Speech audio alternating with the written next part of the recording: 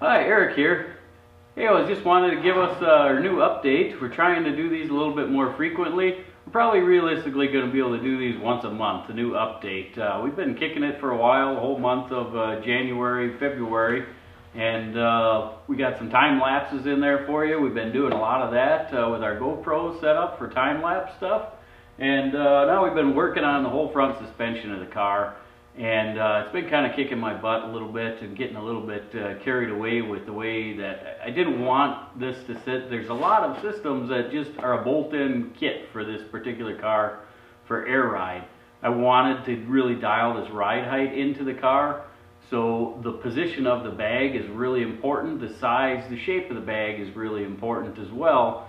And we ended up using an airlift 2500 bag. And that seems to be, that's about 5.5 inches in diameter. 2,500. And that bag seemed like it's going to work perfect. We can still switch over to a different bag if we want to, a little bit softer. There's quite a bit of difference in airbags if you don't know that at all.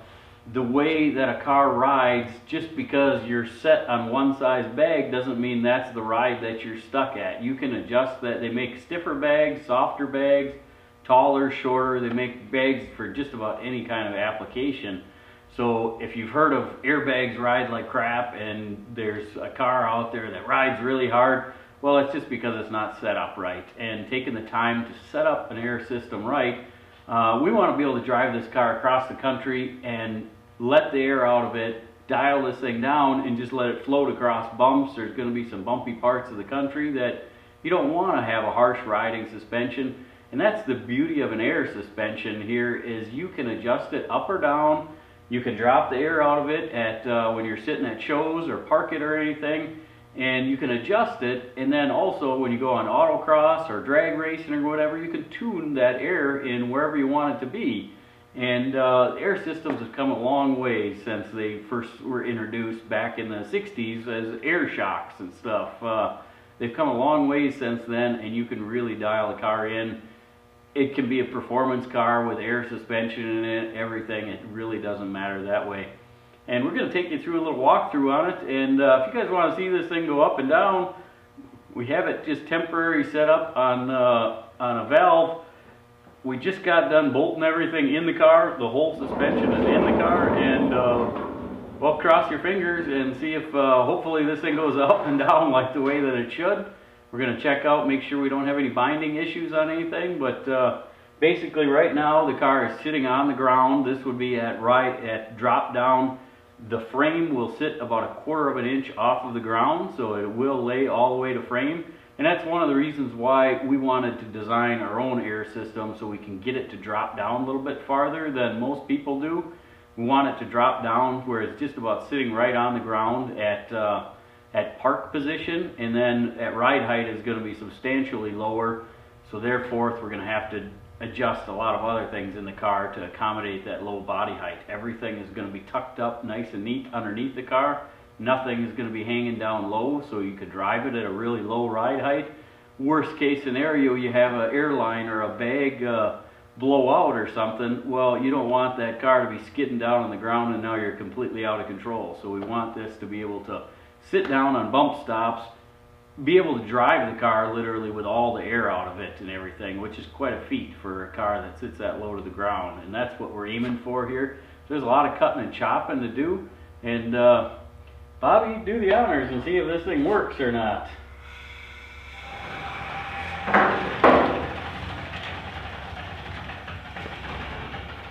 I mean, as you can see, the lift, now that's, there's probably still a little bit more lift in it to go. The air compressor here is about 120 pounds. You can put 150 on it, it would lift up even higher than that.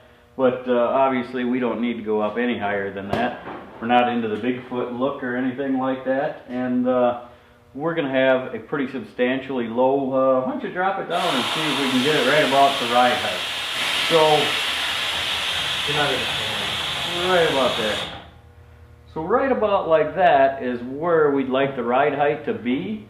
You know, this is a really deep dish offset wheel and everything. These tires wheels are just in for mock-up right now. We're not going to keep these on it. They're going to have something else on it. But these are actually the back ones that are for this car. and we put them on the front. We want to try to get a really wide, at least like a 275 tire up front. Looks like everything's possible that way.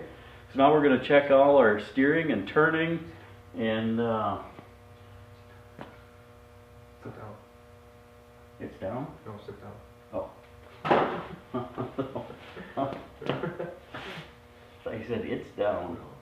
So we're going to have a lot of more mocking up. You know, a lot of the stuff's coming on, off. You're going to notice that in the time lapses. I wish we would have had a count on it in the first place, how many times we've had the motor in and out of it so far, and we're not done yet. So we still have to fit the tunnel and the drive shaft, and now we're looking at the air ride system. I mean, basically we have the bags in there right now. We still need compressors and tanks and valves and everything too. A couple companies that we're looking for, and we'd really love to set this thing up on AccuAir setup.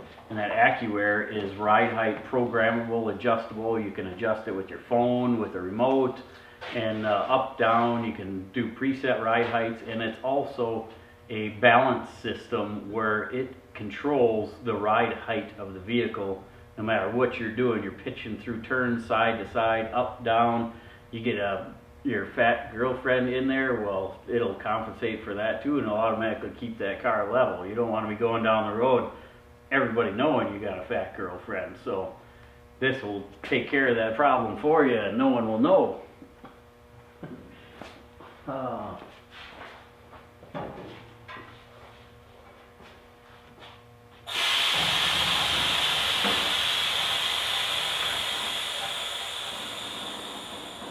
That's the beauty of air right there. I've absolutely been fascinated with air. The first car in the series of 10 was that 81 Silverado that we did, and that one was on air as well.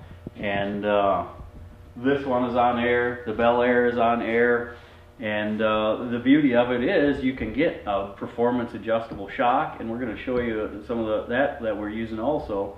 We went outside the box a little bit, and I've been big time into the snowmobile scene for a long time, and snow crossing and everything with snowmobiles, and had a bunch of these shocks laying around that I'm like, hey, why don't we just use these? Why won't these work? And after talking to a bunch of people about it, kicking that idea around, well, that's what we ended up using on here. We used some snowcross shocks off a snowmobile, and they are adjustable dampening, and that made one of the biggest differences in the world. In a snowmobile, you could set up a clicker shock to, once you get it dialed in to the dampening that you want it to be, the zone, you can adjust it with the clickers, and you can go from a real fine, you can push down on the front bumper and just have it be squishy so it'll just float over all those bumps. And then you can, when you start snow crossing it, you can click these things up so when you go over big jumps, come down, it'll absorb those big bumps and everything too. So we're going to give that a whirl in here and see what that feels like. We just right now started lifting this thing up and down. We're going to have to take the body off here in the next couple of weeks. We're going to get that off. We're also hoping to do some frame strengthening on it, and not hoping, we are going to do the frame strengthening on it. We're going to add a roll cage to it. We want this car to be able to drive on the street every day. My goal is to get this thing into the mid 10-second quarter mile range and still be able to drive it every day as your everyday driver and still be able to do it comfortably. You can adjust the shocks down, make it drive a little bit softer, let some air out of it, put some people in the car, and you could drive just like that and be comfortable and not have such a buckboard ride. But then when you get to a track or autocross or whatever, you can swap tires on it, turn the clicker shocks up on it, add some air to it, you know, tailor it around so everything in this car I want to be tunable. The suspension, the motor, the tranny, everything is going to be able to dial in. The turbo system we want to put on here is also going to have electronic programmable boost controller and everything, and we want to get in this car and drive it, you know, and have it at 6-7 pounds of boost when you're just driving around and playing and having fun. And now you can get out, go to the track and crank this thing up to, you know, 15-18 pounds of boost and really haul some ass and still be able to get some awesome mileage driving home from the track. So that's our goal with this car. And if you could just take a little walk around with us, and please let us know what you think. Oh, and also before I forget to, all the parts that came off of this car, we're just starting to put a lot of these on eBay. So all the interior parts we're not going to use, all the suspension components.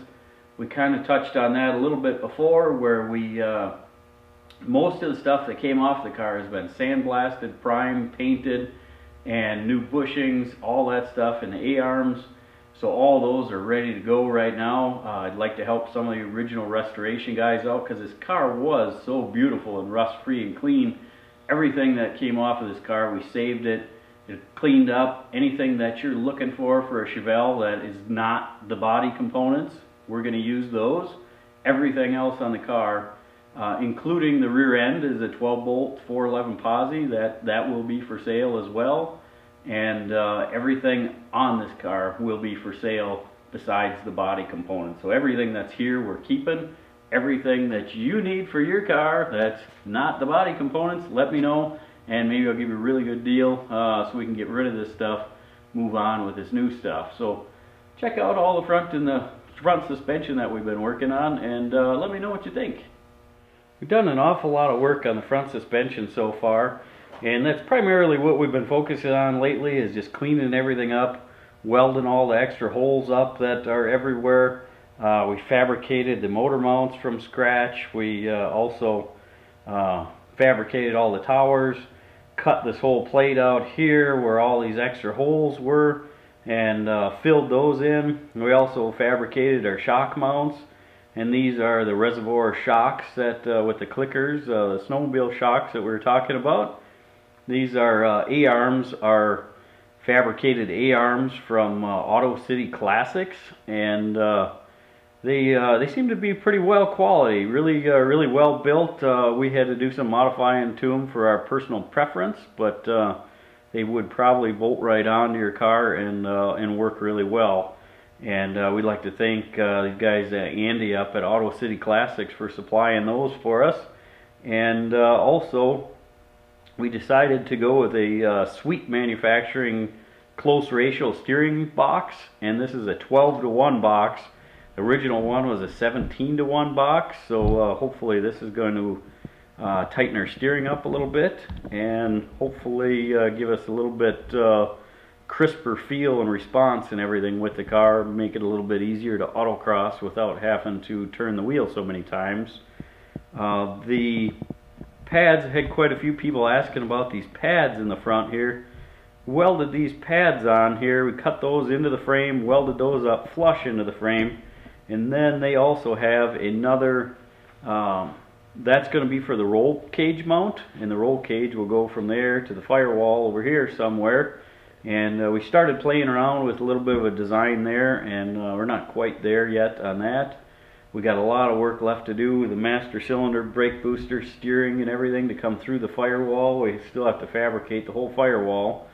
But we cut the whole cups off on this whole side for where the spring pockets went in through before.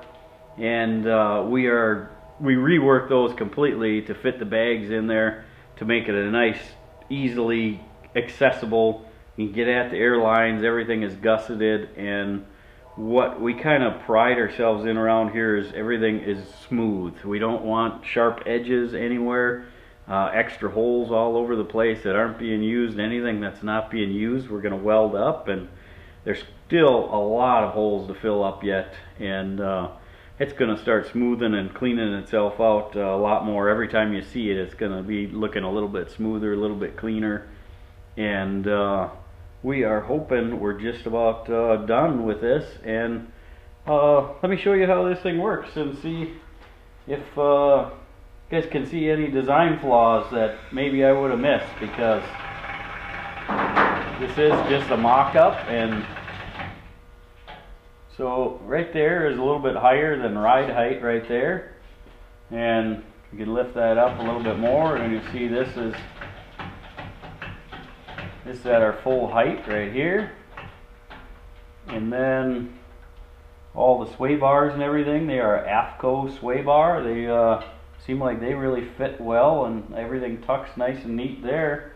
And all our move tie rods and steering joints and everything. We still have to tighten all that stuff up, but right now, like you say, everything is in mock-up, so it's everything's going to come back apart again, and you know, once everything will come apart for final paint, then we'll finish everything on the car up to our specs. So everything on the car has got to come off again. We don't want to have everybody assuming that it's done right now. Everything is still going to change yet. So right now we're just mocking everything up, putting it on, taking it off, and making sure, checking clearances, and making sure everything's going to be all right. And now we're going to start fitting the motor and tranny and all that stuff in it now, and then we'll pull the body off and start reinforcing the body and working on our rear link setup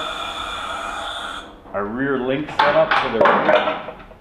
And then we're going to paint the whole frame and get all that cleaned up and start working on our turbo system after that. So hope you guys like what you see, and let me know if you need anything for your Chevelle at home. And till next time, keep those wheels of creativity turning.